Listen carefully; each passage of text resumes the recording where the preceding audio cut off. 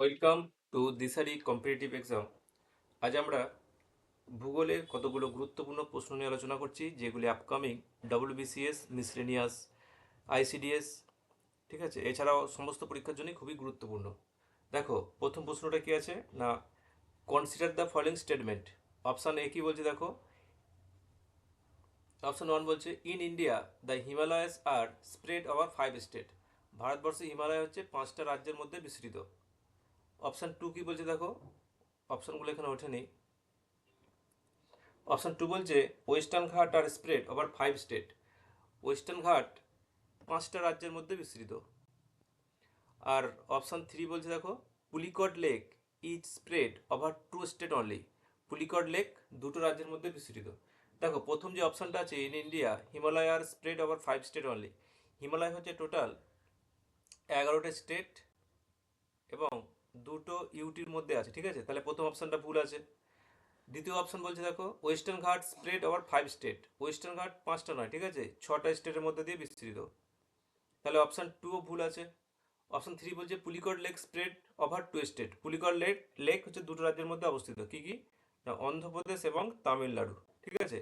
তো এটা ঠিক আছে, অপশন থ্রি ঠিক, তাহলে এখানে অনলি থ্রি, ঠিক আছে, তাহলে এখানে হচ্ছে option B. Option B is the correct answer, ঠিক আছে। তো ডব্লিউবিসিএস এর মেন্সের জন্য এই ধরনের প্রশ্ন খুবই গুরুত্বপূর্ণ। তাহলে এখান থেকে জানতে হতে পারে যে এই যে হিমালয় 11টা স্টেটের মধ্যে দিয়ে গেছে, সেই স্টেটগুলো কোনগুলো, এই দুটো ইউনিয়ন টেরিটরি আছে, সেই দুটো ইউনিয়ন টেরিটরি কী কী, ঠিক আছে। তো ওয়েস্টার্ন ঘাট 6টা স্টেটের মধ্যে দিয়ে স্প্রেড হয়েছে, সেই 6টা স্টেটের নাম, এগুলো জানতে জানতে চাইতে পারে, ঠিক আছে। তো এই ধরনের প্রশ্নগুলো খুবই গুরুত্বপূর্ণ। পরের প্রশ্ন আছে দেখো, বলছে which one of the following is the correct sequence of the hills of central India located from west to east. এই যে চারটে পাহাড়ের নাম এখানে দেওয়া আছে বা চারটে হিলসের নাম এখানে দেওয়া আছে, এই চারটে হিলসকে তোমাকে ওয়েস্ট থেকে ইস্টে সাজাতে হবে, ঠিক আছে। তাই ওয়েস্ট থেকে ইস্টে সাজাতে হলে দেখতে হবে কোন হিলসগুলো কোন রাজ্যে অবস্থিত, তবে তুমি ওয়েস্ট থেকে ইস্টে সাজাতে পারবে। দেখো, যে প্রথমে দেখো সাতপুরা, ঠিক আছে, যে সাতপুরা, এই সাতপুরা হিলস হচ্ছে মহারাষ্ট্র এবং মধ্যপ্রদেশ, ঠিক আছে। মহারাষ্ট্র এবং মধ্যপ্রদেশের মধ্যে অবস্থিত সাতপুরা। তারপর আছে মহাদেও, ঠিক আছে, মহাদেও হচ্ছে মধ্যপ্রদেশে অবস্থিত, অনলি মধ্যপ্রদেশ, ঠিক আছে। তারপরে মৈকাল, মৈকাল হচ্ছে মধ্যপ্রদেশ এবং ছত্তিশগড়ের বর্ডারে অবস্থিত। তারপর দেখো ছোটনাগপুর, ছোটনাগপুর হচ্ছে, জানি আমরা সবাই ঝাড়খণ্ডে আছে, ঝাড়খণ্ডে আছে, দেখো তাহলে মহারাষ্ট্র পশ্চিম দিক থেকে ঝাড়খণ্ড ইস্টে এসে শেষ হল, তাহলে অপশন এখানে B, B is the correct answer, ঠিক আছে। তাহলে প্রথমে কি হবে সাতপুরা, তারপরে হবে মহাদেও, তারপরে হবে মৈকাল, তারপরে হবে ছোটনাগপুর, ঠিক আছে। নেক্সট দেখো কি প্রশ্ন আছে, দিশারি কম্পিটিটিভ এক্সামের, ঠিক আছে, আমাদের যে কোর্সগুলো বর্তমানে চলছে সেটা হচ্ছে ডব্লিউবিসিএস প্রিলিমেন্স, জেনারেল কম্বাইন্ড, এসএসসির CGL, CHSL, MTS, GD constable, এছাড়া এনটিপিসি, প্রাইমারি টেট এবং আপার প্রাইমারি টেট, এসএলএসটির জন্য অফলাইন এবং অনলাইনে অ্যাডমিশন চলছে। যারা অ্যাডমিশন নিতে চাইছো এই নাম্বারে যোগাযোগ করতে পারো, অথবা এই ধরনের প্রশ্নগুলো ব্যাখ্যা সহ উত্তর জানতে হলে আমাদের চ্যানেলটি অবশ্যই সাবস্ক্রাইব করো। যদি এই ধরনের ভিডিও যদি ভালো লাগে তাহলে বন্ধুদের সাথে চ্যানেলটি অবশ্যই শেয়ার করে দিও। পরের প্রশ্ন দেখো কি আছে না, the altitude of the Shivalik peak. Shivalik পিকের অল্টিটিউড কত, ঠিক আছে। শিবালিককে বলা হয় আউটার হিমালয়, কি বলা হয়, আউটার হিমালয় বা বহির হিমালয়, আউটার হিমালয়, ঠিক আছে। এর টোটাল যে অল্টিটিউড, ঠিক আছে, সেটা হচ্ছে 7,500, কোথাও কোথাও থেকে শুরু হচ্ছে 1500 পর্যন্ত, 750 থেকে 1500 পর্যন্ত আছে। এখানে যে ওয়াইড চওড়াটা হচ্ছে 10 থেকে 15 কিলোমিটার, ঠিক আছে, 10 থেকে 15 কিলোমিটার, তাহলে এখানে অপশান হচ্ছে 7,500 1,500, তাই তো।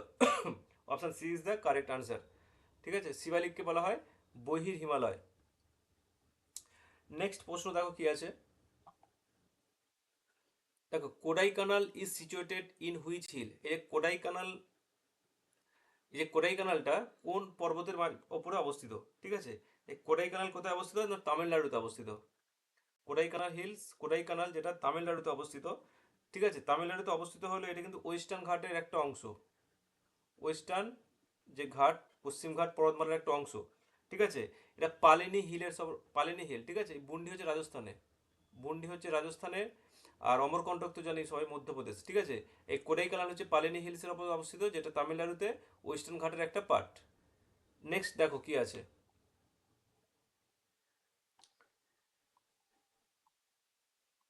বলছে with reference to the Indus river system of the following four rivers, three of them pour into one of the which join the Indus direct, ঠিক আছে। among the following which one is such river that join the Indus direct, এই যে চারটে নদীর নাম আছে কোনটা সিন্ধু নদীর সাথে ডাইরেক্টলি গিয়ে জয়েন করেছে। তাই এটা যে ম্যাপটা আছে ইন্দাস রিভার সিস্টেমের যে ম্যাপটা আছে একটু খেয়াল করে দেখবে, সেখানে এই যে শতদ্রু নদী, ঠিক আছে, এই শতদ্রু নদী ডাইরেক্ট গিয়ে এই ইন্দাস রিভারের সাথে জয়েন করছে, ঠিক আছে। তাহলে এখানে অপশন কি হবে? Option D is the correct answer. Next কি আছে দেখো, পরবর্তী প্রশ্ন আছে এই যে where is the Shevaroy hills located, Shevaroy hills কোথায় অবস্থিত? এই সেভারি হিলস হচ্ছে তামিলনাড়ুর, তামিলনাড়ুতে অবস্থিত, ঠিক আছে, যেটা ইস্টার্ন ঘাটের অংশ, যেটা ইস্টার্ন ঘাটের অংশ, এবং এটা হচ্ছে তামিলনাড়ুর যে সালেম ডিস্ট্রিক্ট, তামিলনাড়ুর যে সালেম ডিস্ট্রিক্ট আছে সেই সালেম ডিস্ট্রিক্ট অবস্থিত এই সেভারি হিলস। তাহলে অপশন ডি, ঠিক আছে, option D is the correct answer. পরের প্রশ্ন কি আছে দেখো, পরের প্রশ্ন আছে the Dhupgarh pick is situated in, Dhupgarh, এই ধূপগড়টা কার হাইস্ট পিক? আমরা সবাই জানি সাতপুরা পর্বতের সর্বোচ্চ শৃঙ্গের নাম হচ্ছে ধূপগড়। সাতপুরা পর্বতের সর্বোচ্চ শৃঙ্গের নাম ধূপগড়, যার হাইট হচ্ছে 1350 মিটার, ঠিক আছে।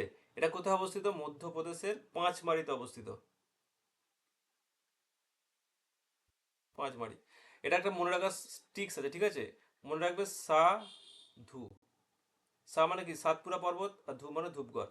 সাতপুরা পর্বতের সর্বোচ্চ শৃঙ্গের নাম হচ্ছে ধূপগড়, ঠিক আছে। ধূপগড় পিক তাহলে কোথায় অবস্থিত? সাতপুরা রেঞ্জের মধ্যে অবস্থিত, যেটা মধ্যপ্রদেশের পাঁচমারি ডিস্ট্রিক্টে আছে। অল্টিটিউড হচ্ছে 1350 মিটার। পরের প্রশ্ন কি দেখো, with reference to India Didwana, Kuchaman, Sargol and Kathu are the name of, এই যে দিদওয়ানা, কুচমানা, সারগোল অ্যান্ড কাথু এগুলো কি? বলছে গ্লাসিয়ার্স, না ম্যানগ্রোভ এরিয়াস, না রামসার সাইট, না স্যালাইন লেকস। দেখো এই যে দিদওয়ানা, কুচমানা, সারগোল আর কাথু এগুলো রাজস্থানে, ঠিক আছে, রাজস্থানে অবস্থিত এক ধরনের ইনল্যান্ড স্যালাইন লেক। তাহলে option D is the correct answer. পরের প্রশ্ন দেখো কি আছে,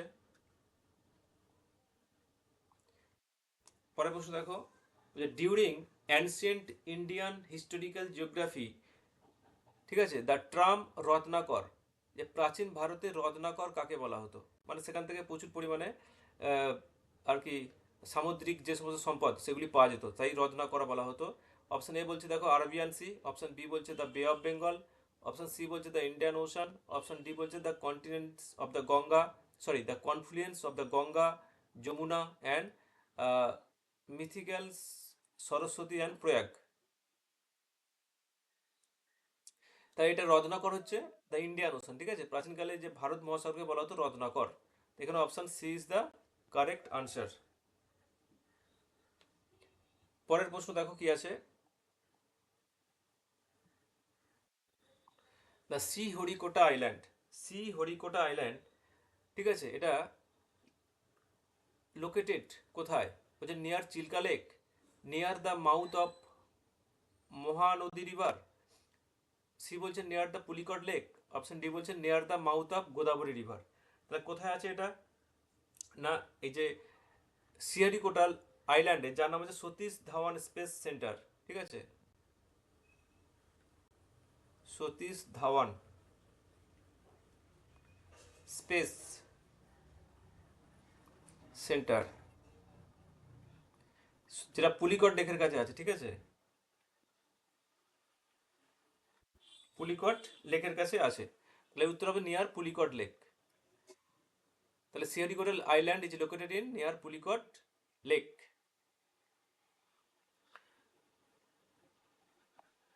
নেক্সট প্রশ্ন দেখো কি আছে,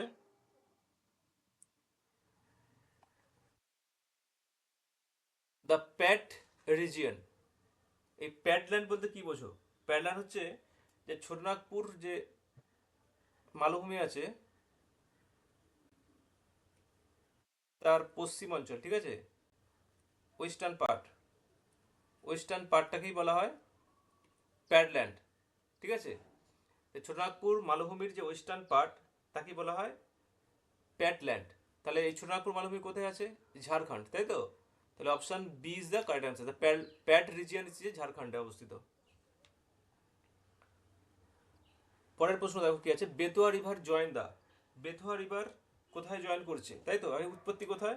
এটা মধ্যপ্রদেশের বিন্দা হিলস থেকে, ঠিক আছে। বিন্ধা পর্বত থেকে উৎপত্তি হচ্ছে বেতোয়া রিভার, যেটা উত্তরপ্রদেশের হামিরপুর, ঠিক আছে, হামিরপুর, উত্তরপ্রদেশের হামিরপুরের কাছে জয়েন করছে। কার সাথে? না, যমুনার সাথে, ঠিক আছে। তাহলে বেতোয়া হচ্ছে কার উপনদী? যমুনার উপনদী। জয়েন করছে কোথায়? উত্তরপ্রদেশের হামিরপুরে। তাহলে অপশন এখানে B is the correct answer. Next দেখো কি আছে,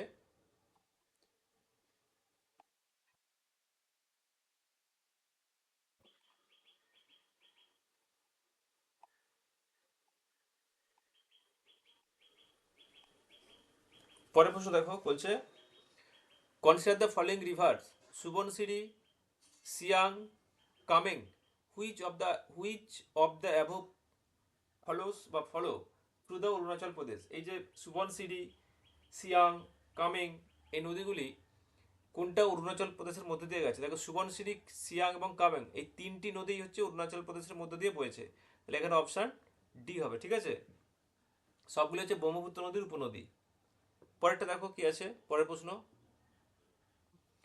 in India the Yarlung Zangbo river is known as, ভারতবর্ষে ইয়ারলং জাংবো রিভারকে আমরা কি নামে জানি? দেখো এই যে ব্রহ্মপুত্র রিভার, ঠিক আছে, যে ব্রহ্মপুত্র রিভার তাকে তিব্বত বা তিব্বতে বা তিব্বতীয় ভাষায় বলা হয় ইয়ারলং জাংবো। যখন ভারতবর্ষের অরুণাচল প্রদেশে প্রবেশ করছে তখন নাম হচ্ছে সিয়াং, ঠিক আছে। যখন আসামে আসছে আমরা তাকে বলছি কি? ব্রহ্মপুত্র, ঠিক আছে। এবার যখন বাংলাদেশে চলে যাচ্ছে তার নাম হচ্ছে যমুনা। তাহলে ইয়ারলং জাংবো রিভারকে আমরা বলছি কি? ব্রহ্মপুত্র রিভার।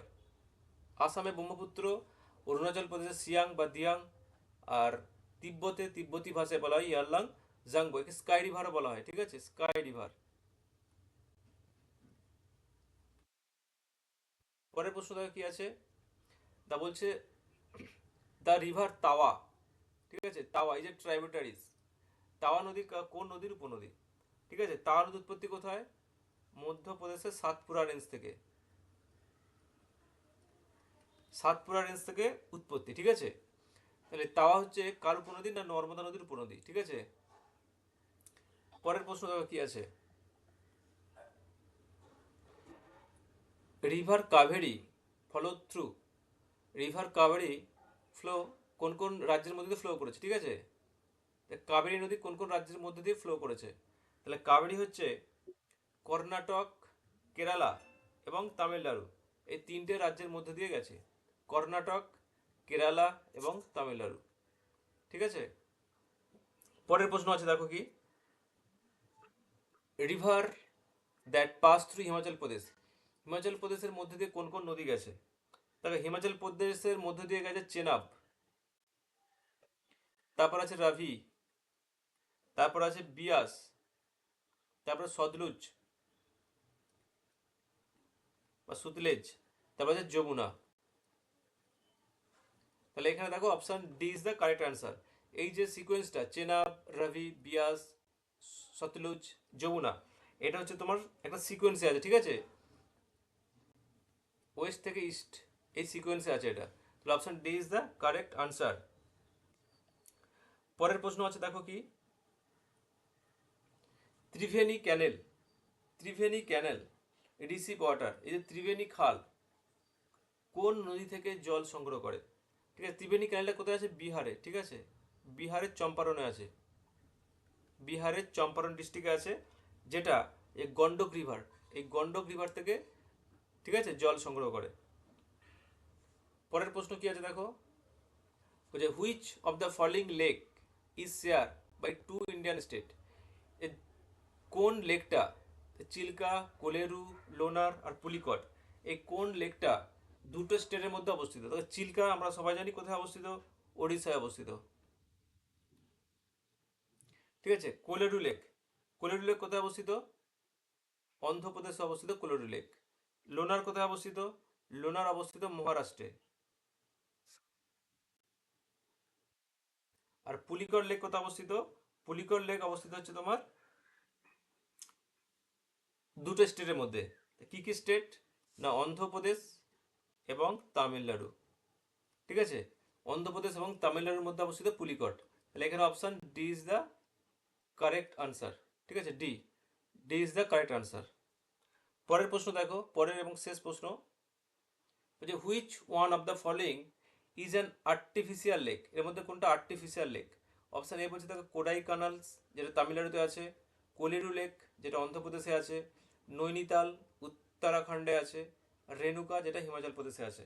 তো এর মধ্যে কোডাই কানাল লেক, যেটা 1863 1863 খ্রিস্টাব্দে এটা খনন করা হয়েছিল। ঠিক আছে, কোথায় আছে, এটা তামিলনাড়ুতে আছে, লেখা আছে এখানে তামিলনাড়ুতে আছে, এবং সেটা কোডাই কানাল ডিস্ট্রিক্টেই আছে। তামিলনাড়ুর যে কোডাই কানাল ডিস্ট্রিক্ট, কোডাইকানাল ডিস্ট্রিক্টের মধ্যেই এটা আছে। তাহলে অপশন এখানে কি, এ ইজ দ্য কারেক্ট আনসার। ঠিক আছে, এটা হচ্ছে আর্টিফিশিয়াল, বাদবাকিগুলো হচ্ছে ন্যাচারাল। এই ছিল আমাদের টোটাল 20টা কোশ্চেন। যদি প্রশ্নগুলো ভালো লাগে তাহলে অবশ্যই বন্ধুদের সাথে শেয়ার করো। এবং আমাদের দিশারি কম্পিটিটিভ এক্সাম হাওড়ার, এখানে আমাদের WBCS prelims, general combined, SSC, NTPC, TET, SLST এর অফলাইন এবং অনলাইনের আমাদের ব্যাচ চলছে। যারা অ্যাডমিশন নিতে চাও তারা এই নম্বরে অবশ্যই যোগাযোগ করতে পারো। ঠিক আছে, ধন্যবাদ।